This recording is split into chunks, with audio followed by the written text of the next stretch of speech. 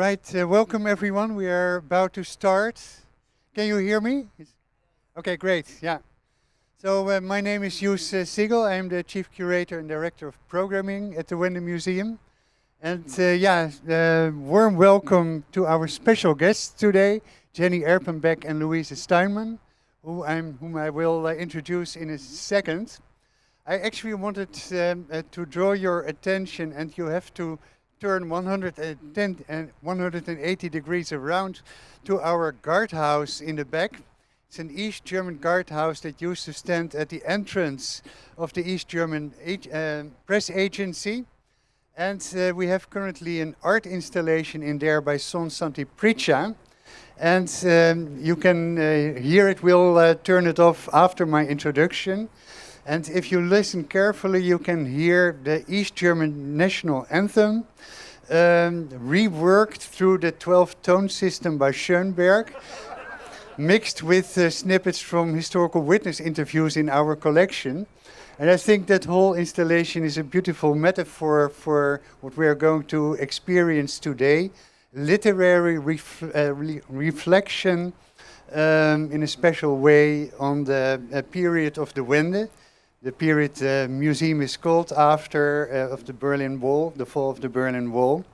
And yeah, it's really a special honor today to have Jenny Erpenbeck with us, who is one of the most recognized and influential writers in Germany at the moment. She's the author of several books. I mentioned The Old Child and Other Stories, The End of Days, The Book of Words, Visitation, Go When Gone, the non-fiction essay collection Not a Novel, and most recently the novel Kairos, which will be, I assume, at the center of today's conversation. The End of Days won the prestigious Hans Fallada Prize and the International Foreign Fiction Prize. Her novel Go When Gone, dealing with the fate of African refugees in Germany, was longlisted for the Man Booker International Prize in 2018 and for the 2023 National Book Award for Translated Literature. She will be interviewed by someone who in a short period of time became a dear friend of the museum and a personal friend as well, Louise Steinman. Louise is a writer, artist and literary curator. She is the author of 3 books, including The Crooked Mirror, a memoir of Polish-Jewish reconciliation, and The Souvenir, A Daughter Discovers Her Father's War.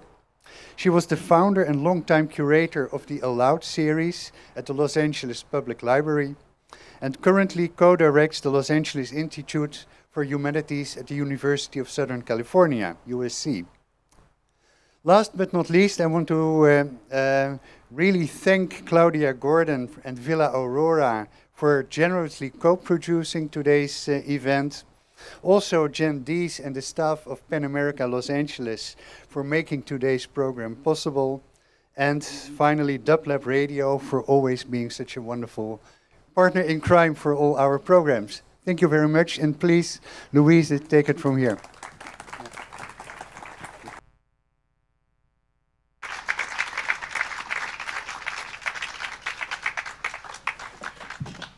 Hi.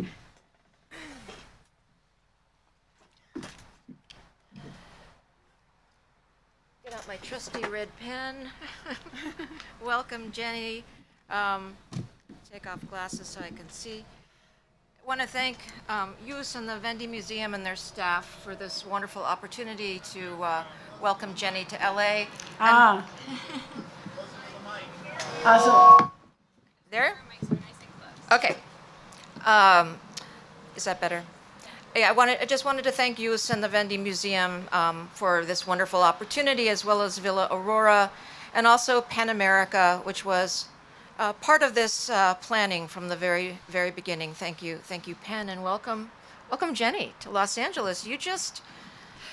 I know you were here many years ago. God bless you. Gesundheit. thank you. But you just made a big drive to the Grand Canyon. This brave woman. But I'm back in time for this event. But I thought it was a great metaphor because you often, time is such a big part of the work, and you talk about taking a archaeological cut in time. So I just wondered, can you tell us anything what might have been going through your mind when you saw the canyon this time? Wait a moment, I have to. No.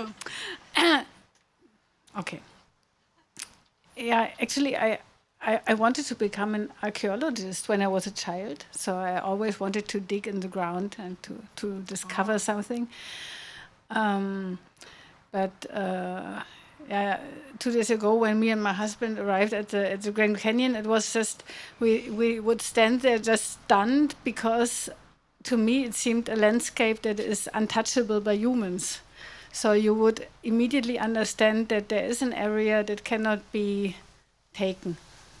It's just resisting to being taken, and I think this is what shocks you. So you can see that this is a place where you cannot set foot into it, and it's like, you know, this huge black landscape is like the entrance to something unknown, and yeah, it was great. It was great. And while you're here in Los Angeles, you're staying at the Villa Aurora. I don't know how many of you know the villa. Probably it's a wonderful place, and it's the former home of one of the European Jewish emigres to Los Angeles, Leon. Okay, see if I say this right. Feuchtwanger. Feuchtwanger. And I wondered if you felt any presence of spirits while you're staying at the house. It's very powerful there. I like the house a lot. And I was told that even the bed of Feuchtwanger is still the bed that is given to the author who's present. But you know, it's not me. It's not me now, because I'm just visiting for 1 week. But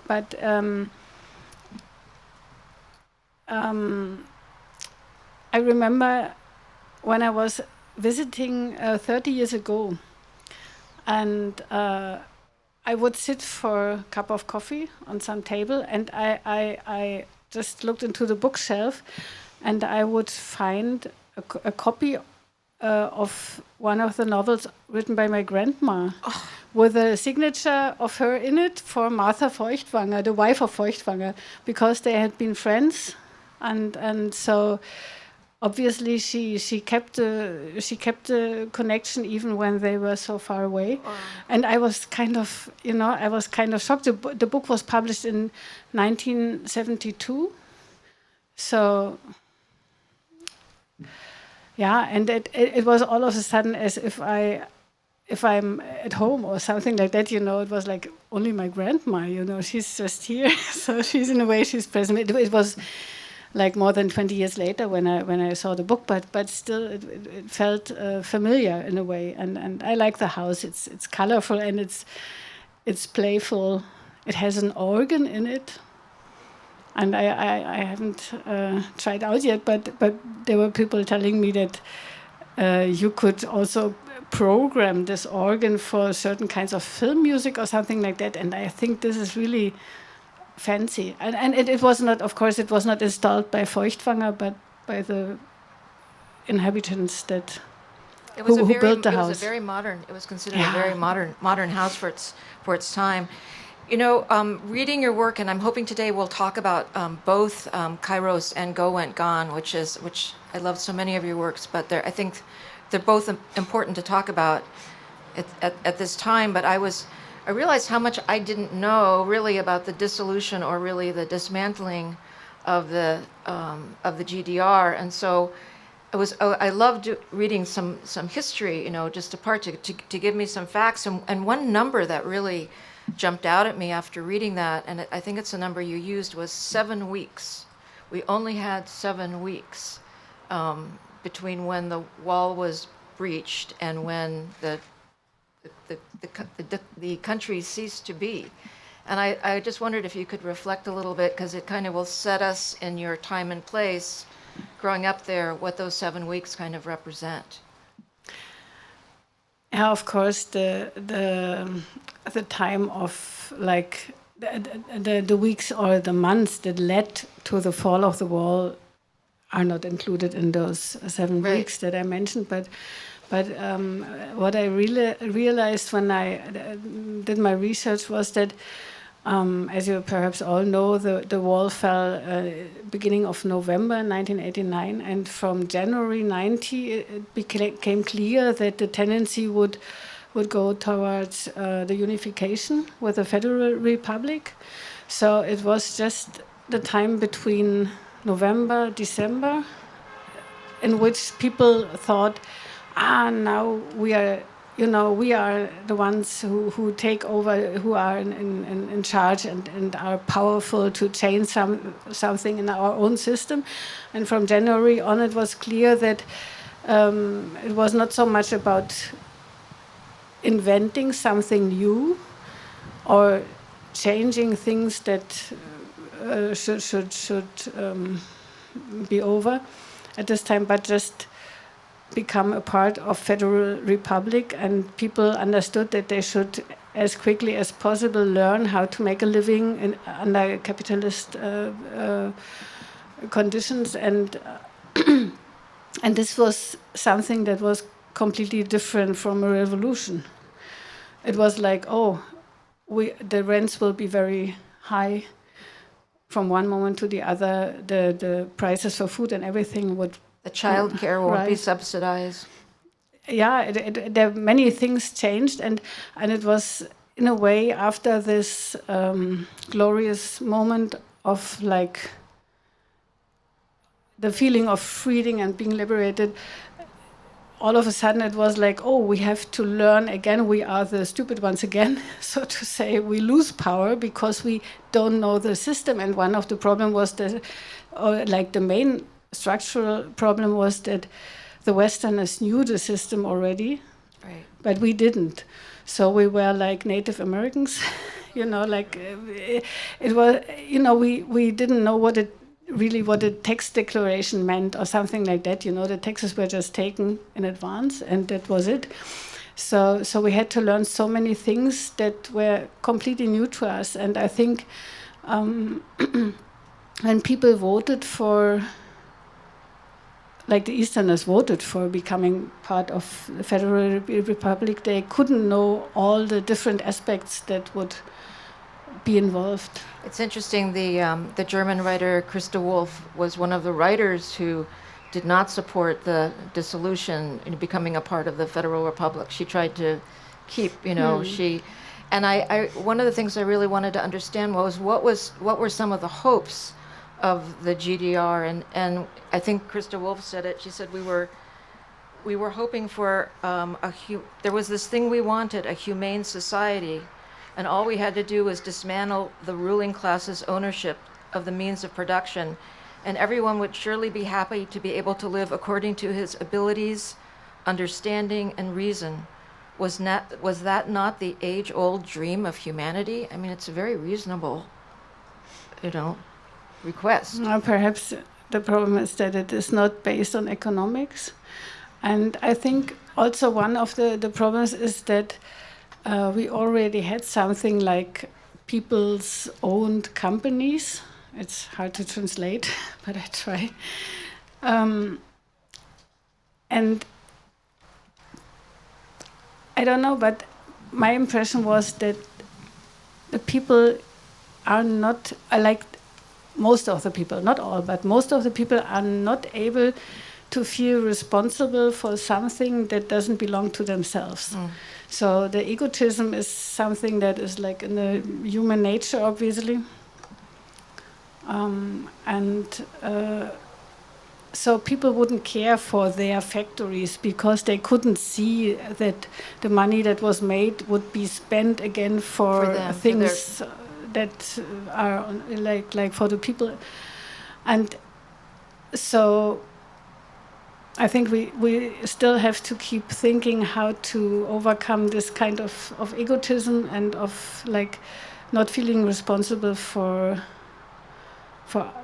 other people and for people who perhaps are lacking education or whatever kind of support from their families or whatever. In a time of climate change, more and more people who are no longer able to live in a place where they can live. was something. It's all of our problem, which I think comes out so beautifully in Go Went Gone. But to start with Kairos, you've talked about the relationship between the older and the younger generation in East Germany having become kind of, I don't know how strong a word you would use, but there was not a great communication. There was a more rigidity in the old, and there was the younger wanting to make positive changes. So I think Kairos really captures that. You've also spoken of it, that society being like almost a love relationship that starts sweet and goes, So I wondered if you could read a section of Kairos to kind of orient us, and also to the time frame that you've put on this as a novelist, where we're immediately kind of having to look through a lens of time. Okay. Yeah.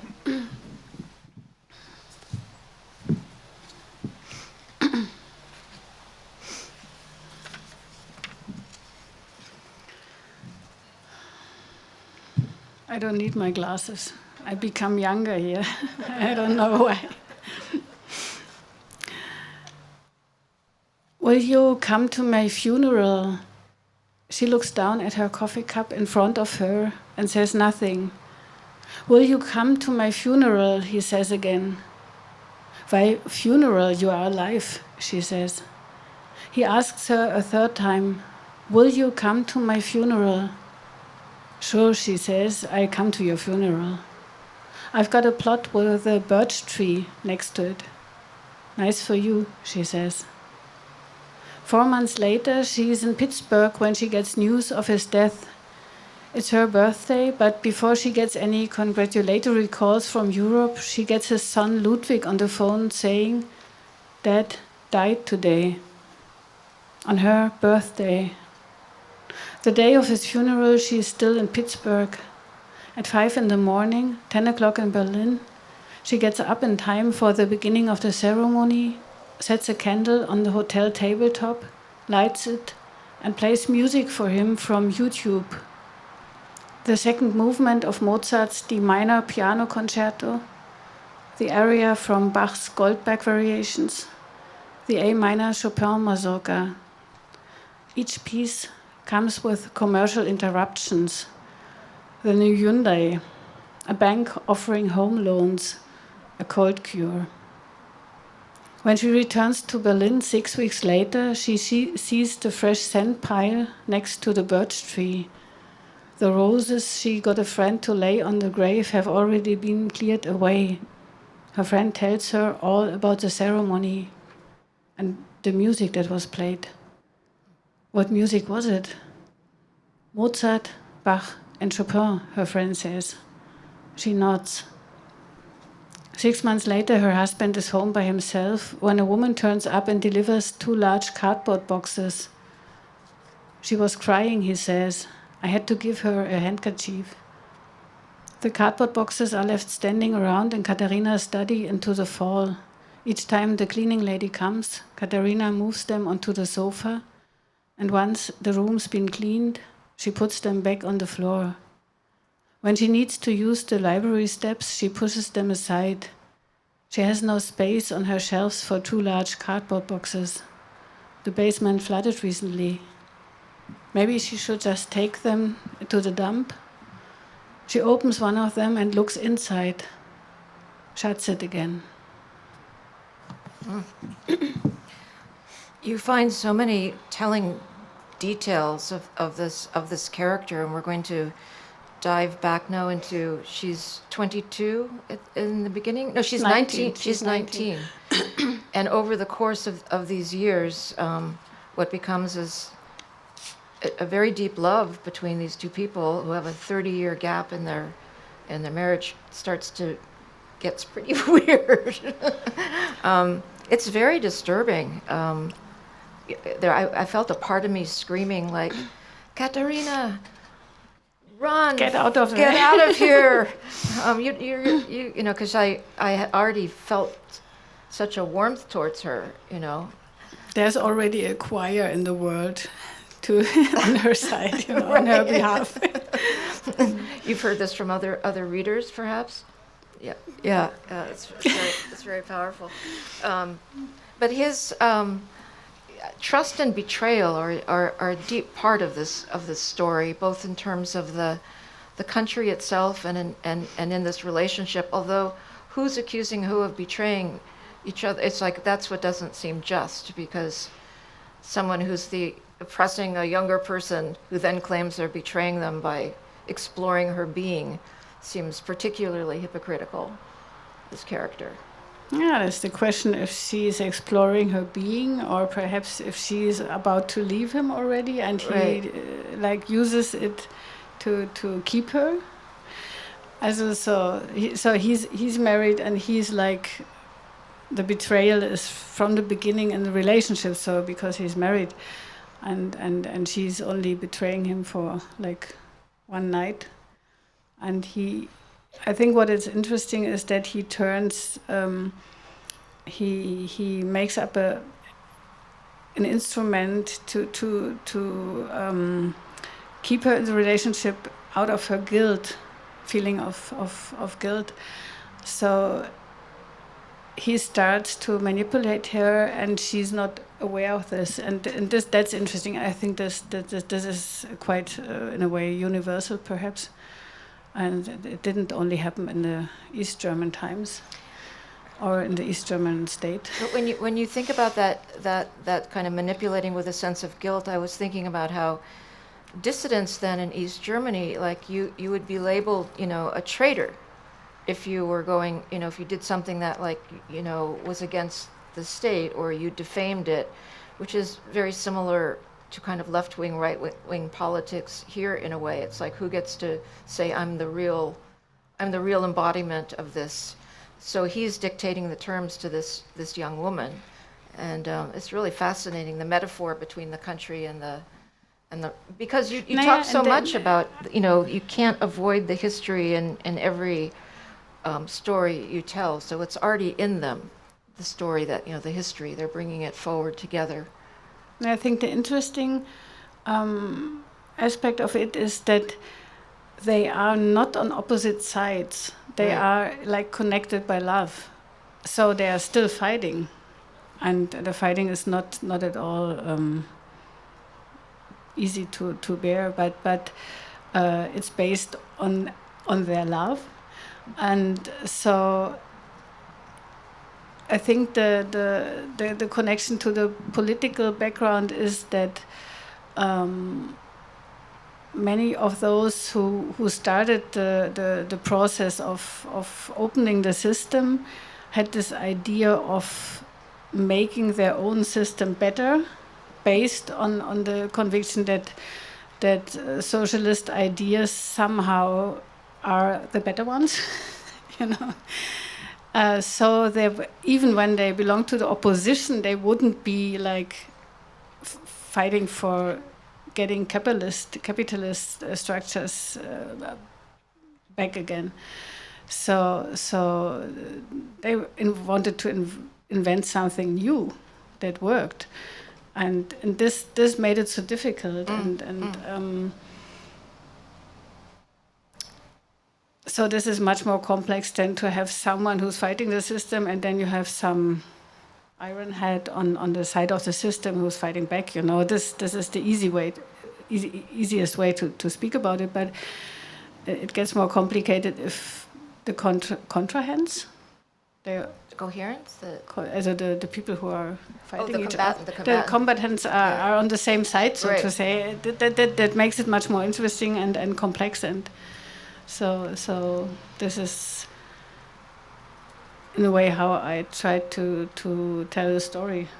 You say in Kairos, time pours into life, is braided into it, grows into it, entwines with it, but it is never one thing, never indifferent, always taut, always strung between a beginning of which one is not aware because one is too busy with life, and an ending which is in the future, and hence in darkness.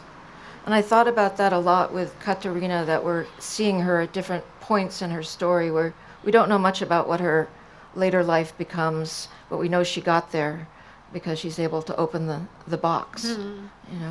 I was always interested in writing about paying not only one look at something, but a second look, a third look, a fourth look, and then you would always see something new. So it's not memories are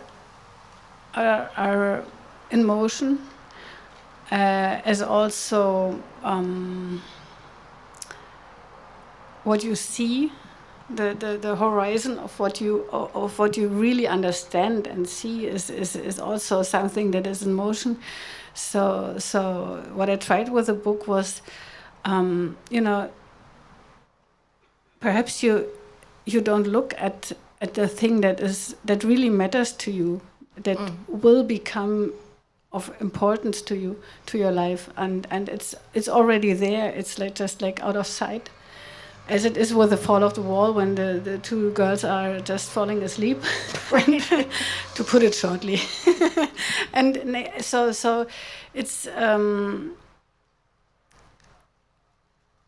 the historic events can happen around the corner, and you are just not aware of them. And then you look back and think, okay, how could I have missed it? But it's just like the Bruegel painting of Icarus, right? Because everything turns away from the disaster, and it wasn't a big deal, and the ship had somewhere to get, and it sailed on by, and this boy is falling out of the sky.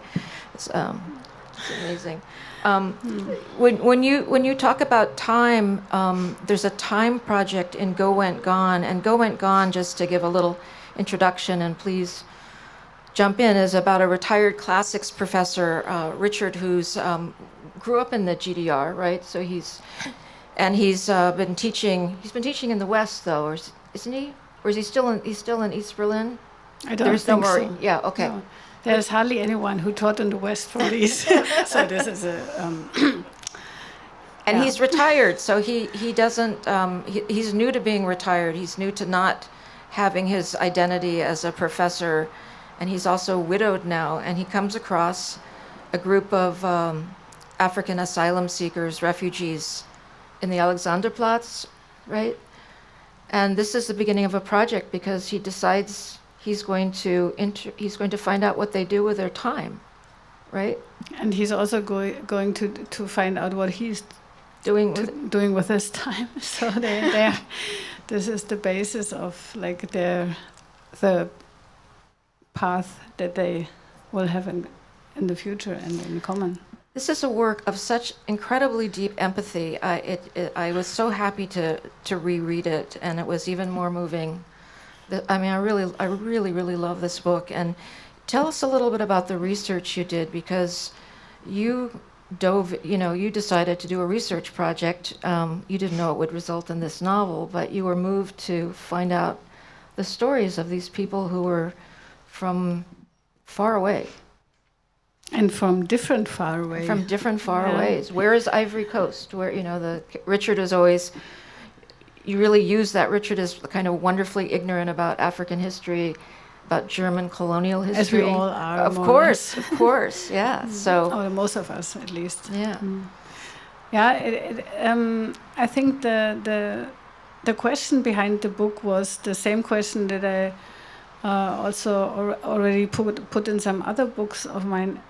Like, how can you deal with the loss of your like former life, or with a cut in your biography that forces you to become someone else? What can you keep from your past, and what will be lost, and how can you start anew, and will you be the same again? So the question stayed with me, but the research was different from the research I did for my other books, when I would go to some archive.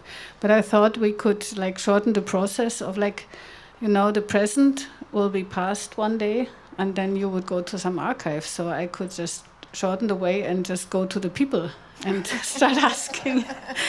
And and it was interesting to me, because it was like also I didn't know what to expect or what would happen. So it was writing and researching at the same time, and the list of things that I wanted to put into the book became longer and longer, and I had to hurry up. Well, the stories they so ring true because I know they come from your researchers. One of the ones I was going to ask you to read is a exchange with where is this young man from that he's walking with? He comes also from Niger, I think. Yeah. And or Niger, I don't know. Would you read that? Would you read that section? If you give me your book. Oh yes, I will give you your book. Why is she eyeing that? I didn't bring it, so.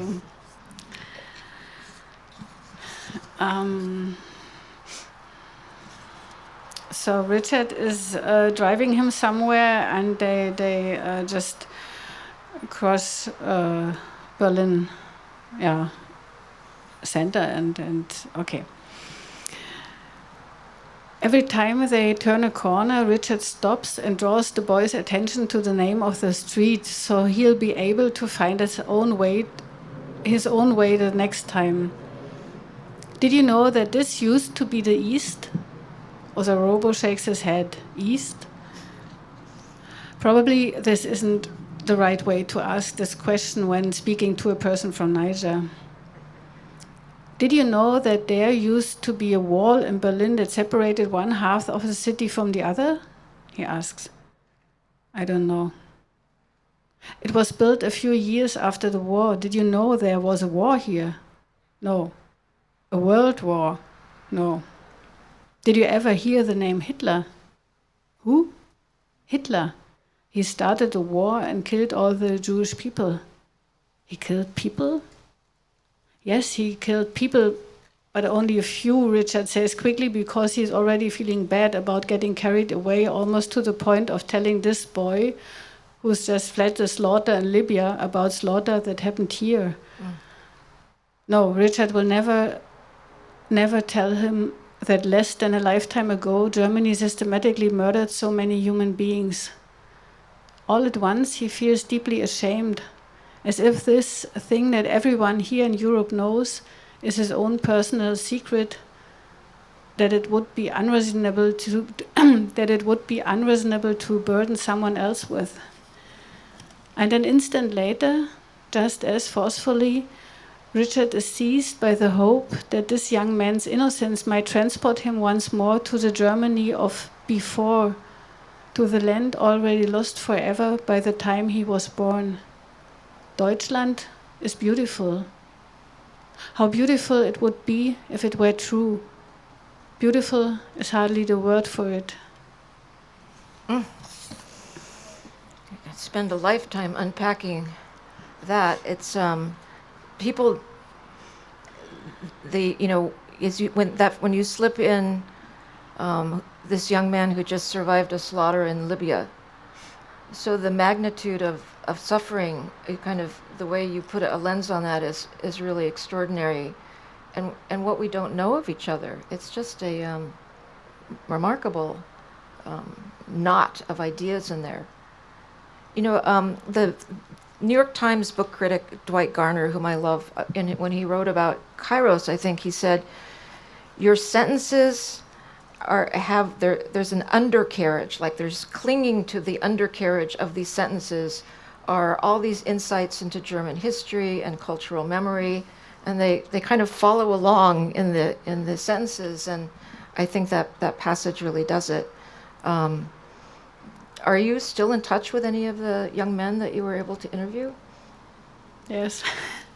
So it was a group of 10, more or less, that I started to speak with several times, many times. So this is the privilege of like being an author, that you are not a journalist just passing by once and leaving again and writing an article, but you can come back to the same stories again and again and dig a bit deeper. And so of course there were we became friends, and as you can see in the book, every one of them had a different story, had different problems to be accepted in Germany because of this and that reason, and a lot of German bureaucracy was also part of the research. So I would say the jungle that I explored was the jungle of my own country. So this was more unknown to me in the end than the African stories. And again, you mentioned they were wielding time against these asylum seekers by having these laws that delay, paperwork. It took so long, and I think that's a truism around the world with people trying to find asylum often. Yeah, they are kept in a like no man's land. So they are kept in between the two times, the past and perhaps, if there is any future. And so as long as they are kept in those asylum seekers' houses or in the camps that are just now being invented, and they cannot start their real lives. They will not found families, they will not have children, they cannot get any education. And this was the main problem, that the question of documents kept them from learning, from becoming part of the society, what they really desperately wanted. So there's a clash at one point between people defending the people against the migrants, people defending them, and there's a comment about how the migrants want to get into the society, that some of the young people that are kind of like wanting to push away. They're at odds. Richard notices that they're at odds with each other. I have two quick questions before I turn it over to you for questions. So please do be thinking.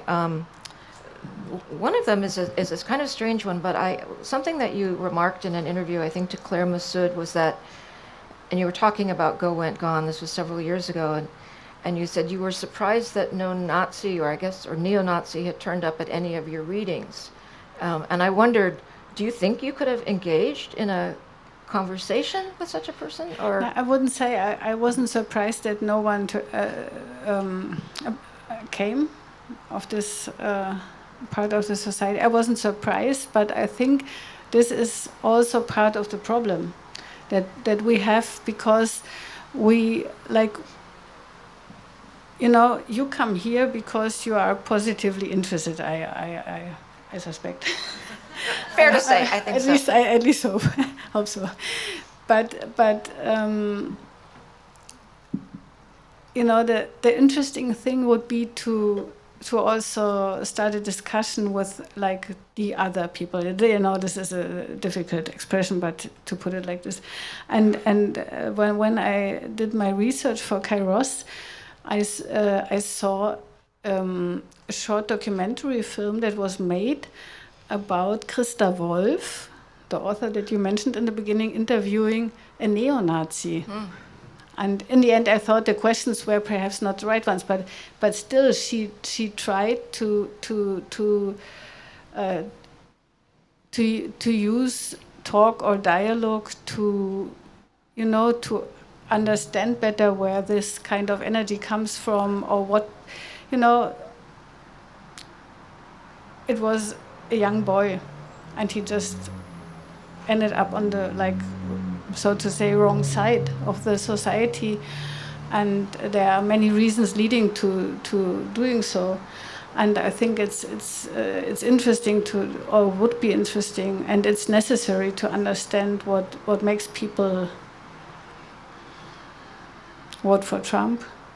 Yeah, I mean, we're certainly not in a place where those kinds of conversations can happen here. It's very difficult, and as the Penn Festival can attest, at a time when I think we need conversations about difficult subjects more than ever, it's a very vulnerable time, for people to engage in it. So I thank you for the complexity of these books. They're so rich, and there's such a deep trove of work to dive into. But let us see if we have any questions in the audience before I throw another. There's one. And I think a mic will come to you.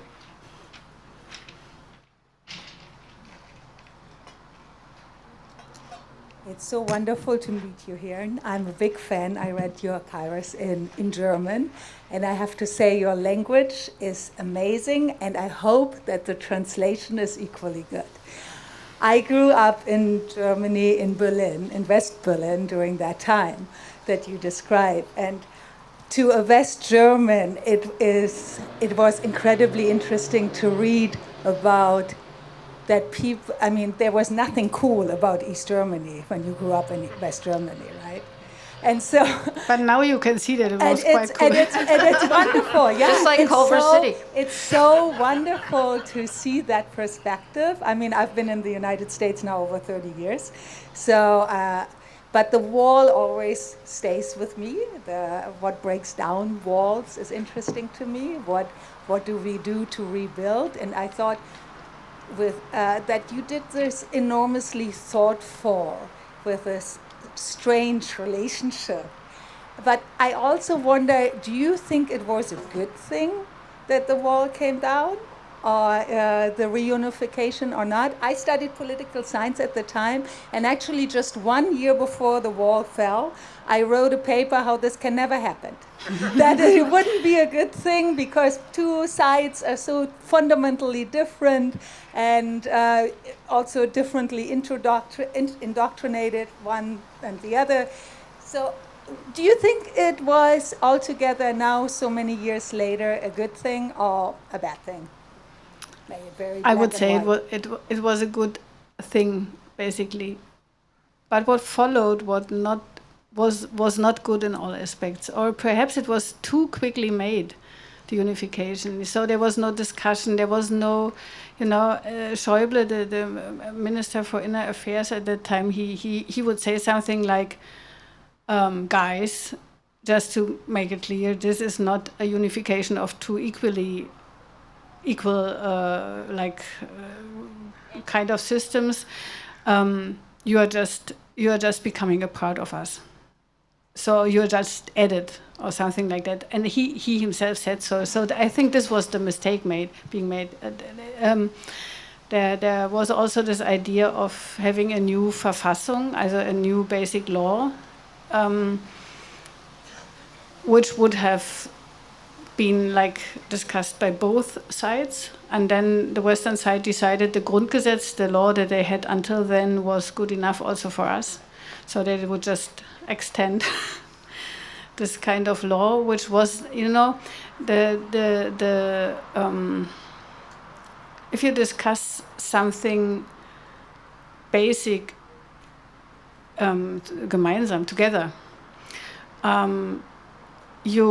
you will have the feeling that you are becoming part of the system and really feeling responsible for it yourself. If you are just added to some existing system, you will never have the feeling of being in charge. And this turns out to be a problem even now.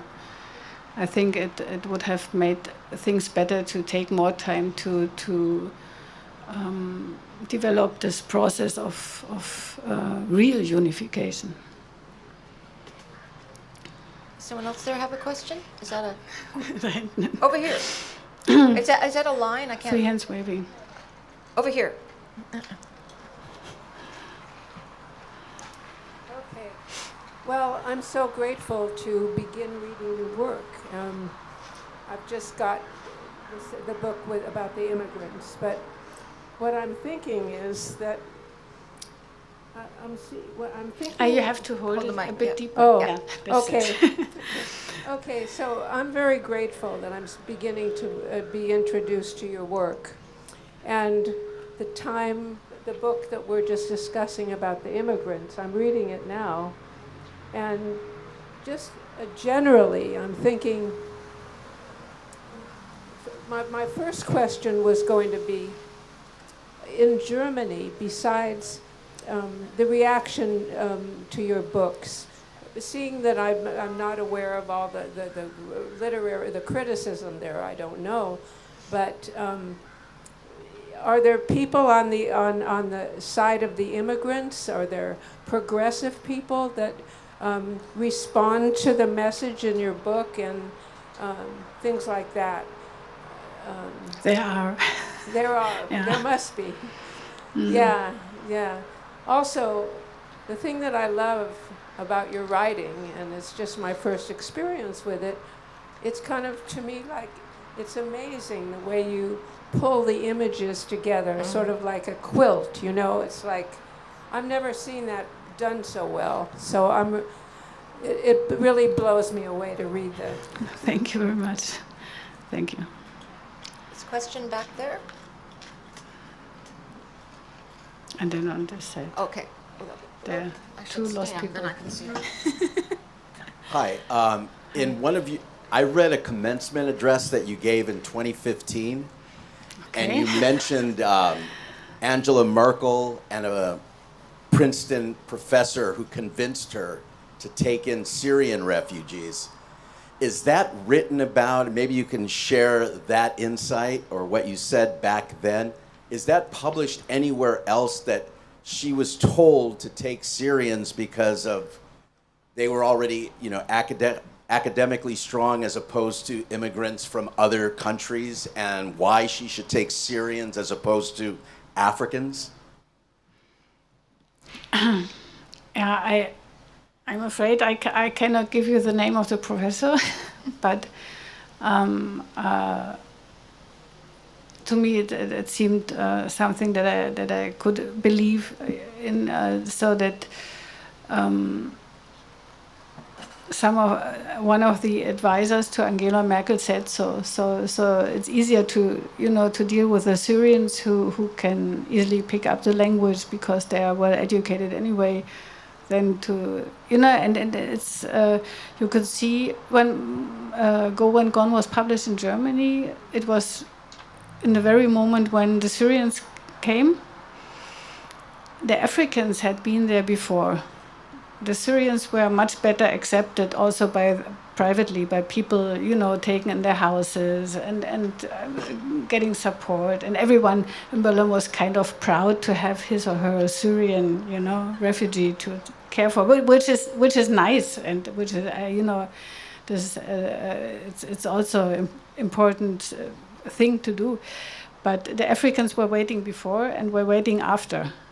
And they were still waiting when the Ukrainians arrived. And they are still waiting in a way. So some made it, some because of the, at least of the group I met with.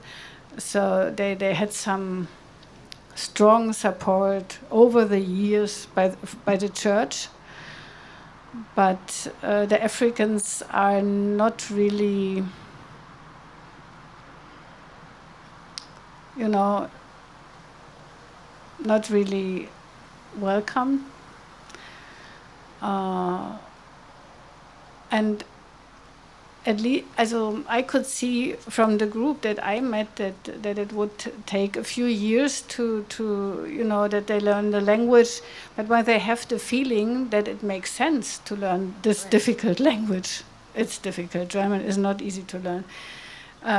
If they have the feeling that they will, that they will found a new existence in the country, then they would also make quicker progress. But when they are being kept in some place without the idea of ever being accepted, then there were people among the refugees that I met.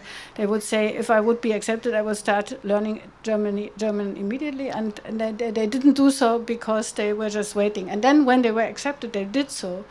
And we had one who never could speak a word of German, and then after 6 months he would be fluent, So the Syrians are well educated, but also other people, there could be, it's for sure, just out of, was ist denn Wahrscheinlichkeit? Wahrscheinlichkeit?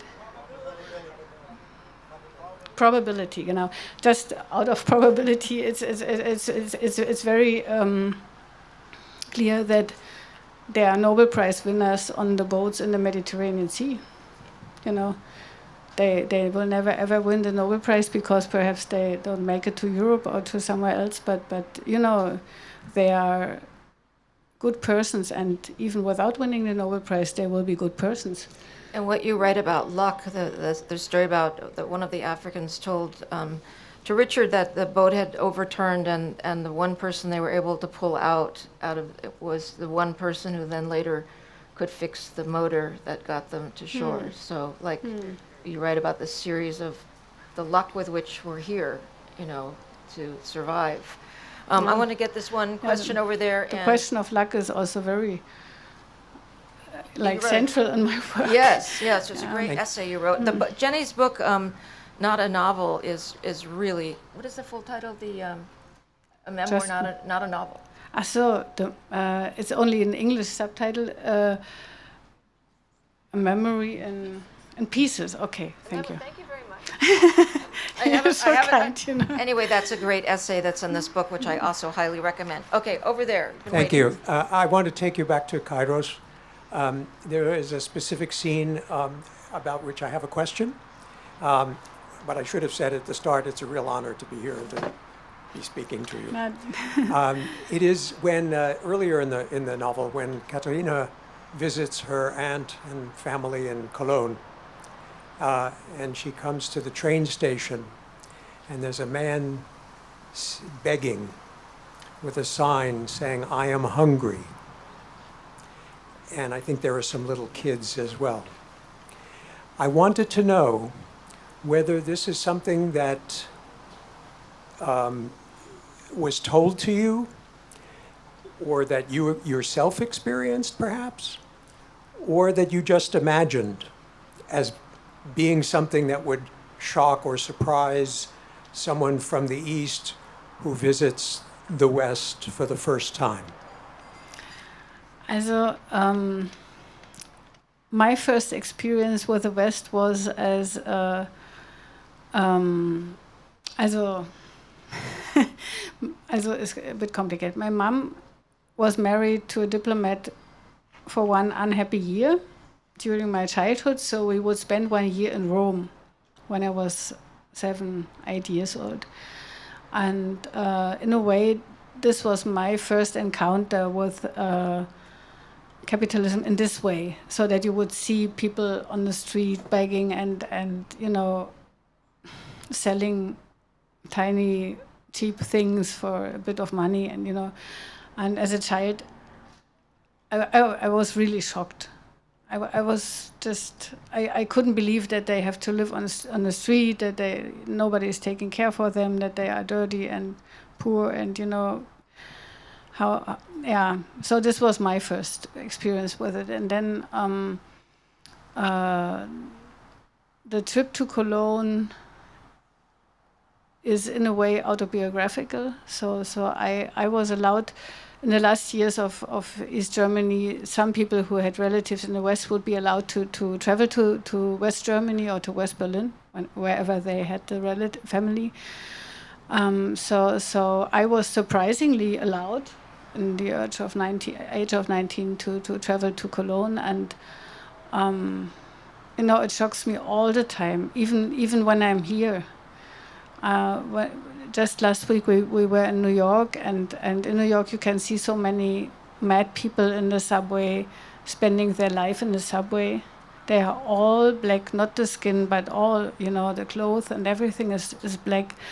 Or we saw a man in a cardboard box, as if this were his apartment, you know, in a cardboard box, you know. It's like, I cannot get over it. I think this then we would, me and my husband, we would speak to some Indian taxi driver, and he said, yeah, they are living like this because they want to live like this. You know, they do it out of free will, and there are houses where they can get food for no money, you know, and they know quite well, and they will be in a queue when there is dinner time or lunch time, and so they just chose to be there. And I was told that, you know, if you lose your job here, it can go quickly that you end up on the street because, you know, you cannot afford any housing anymore. There's, you know, the health system is not very cheap. There's true. no, this you is know, all, this is all true. and I think this, everyone should be given the chance to just live, and to make a living in a not in a wealthy, but in a normal, good way, and should be given a chance. And education, it's also often a lack of education and of support, not only of lacking of support of the families, but also of the system. the school system here is divided in the good and the bad one. You have the private schools, you have the public schools, you know. And in Germany, the tendency is also towards this, like the elite people would give their children into private schools. But we have good public schools, and we should keep the system like this. That's why my mother moved to Culver City, for the schools. Yeah, this little town, it's very interesting. And just, again, thank you to the Vendy Museum. This is the National Guard armory of my childhood, and I just grew up 4 streets from here when Culver City was also very tiny and safe, and one could not have imagined what it would become today. But I really have learned from your books how the idea of the Vendy, it's not just a single moment. It's something that, it's a transition, and you're still exploring that transition, and the transition is still happening. And transition in general is a very, you know, was ist Rätsel? Erratic thing to me, in a way. You know, it's like, until now I couldn't understand how one thing becomes something else. So this is like, it goes so slowly, and all of a sudden. So in school, in our social school, we were taught the change of like quantity to quality. So when there would be enough people to do this or that, then the revolution would start and things would change. But it's not that easy. It's an interesting thing why even when we grow older, we don't know how come. You know, 5 minutes ago I was 10, and now I'm I don't know what. And it's like as a child, I used to try and I wanted to see the moment when I fell asleep. I was like, I want to be able to see the moment I fell asleep. I have to tell you the story. Our son also had this question, and I promised him to film his falling asleep, because he couldn't understand that in one moment he is awake and the next moment he is like asleep. So we have a film. We did everything as on all other evenings. So like reading, as like brushing the teeth, and then reading in bed, like a story, and then saying goodbye. And then I started to like work in the kitchen. So it was always like making some noise to give him trust that I'm still there, you know. So I did the dishes, and I would put the camera all the time to film him, and then he fell asleep. And you know, and even if you have a film of it, you wouldn't understand how it goes. You know, it's just a miracle. Jenny, thank you so much. Pleasure to. I think we're going to adjourn into the reception now, but I hope books are here somewhere. We'll look for them. They said there would be some books somewhere here, but brought by booksellers. So hopefully they're coming. They're coming. They are coming. Okay. Thank you all so much. Thank you, Jenny.